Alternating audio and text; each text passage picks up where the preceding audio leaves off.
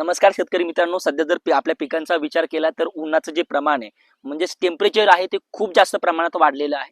मग अशा टेम्परेचर वाढल्यानंतर म्हणजे आपल्या जमिनीमध्ये जास्तीत जास्त थंडपणा कसा टिकवून ठेवता येईल व जास्तीत जास्त मॉइश्चर कसं टिकवून ठेवता येईल यासाठी काही गोष्टी मी तुम्हाला सांगणार आहे.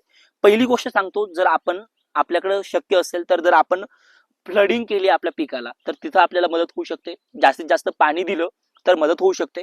दुसरी गोष्ट मला शेतकऱ्याला इथेही सांगायची आहे, मल्चिंगचा वापर करणं आवश्यक आहे. जर आपण हा पेपर म्हणजे प्लास्टिक मल्चिंगचा वापर केला तर इथं खाली उष्णता तयार होते आणि ती आपल्या पिकाला लागते, त्यामुळे त्रास होतो.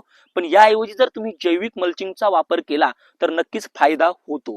आता ह्या प्लास्टिक मल्चिंगचा वापर केल्यामुळे मॉइश्चर नक्कीच जमिनीमध्ये टिकतं, पण उष्णता जी आहे ती वाढते. पण जर जैविक मल्चिंगचा वापर केला तर इथं आपल्याला मदत होऊ शकते. जैविक मल्चिंग मध्ये कसलाही पालापाचोळ्याचा वापर तुम्ही केला आणि आपल्या पिकाच्या अवतीभोवती लावला तर नक्कीच याचा फायदा होतो.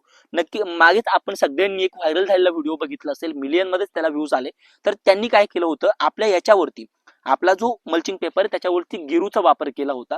गेरूमुळे काय होतं की कलर कोऑर्डिनेशन चेंज होतं, प्लास्टिक जे हीट होतं ते हीट होत नाही, त्यामुळे सुद्धा आपल्याला तिथं बचाव होऊ शकतो. त्याच्यानंतर दुसरी गोष्ट, जर आपण ड्रीपद्वारे स्टिकरचा वापर केला, जर चांगली स्टिकर जी सिलिकॉन बेस आहे ती 100 ml जर आपण ड्रीपने सोडून दिली एकरी तर नक्कीच मॉइश्चर टिकून राहतं. मग या पद्धतींचा वापर करून जमिनीमध्ये जास्तीत जास्त मॉइश्चर व थंडपणा आपण टिकवून ठेवू शकतो. Stay tuned.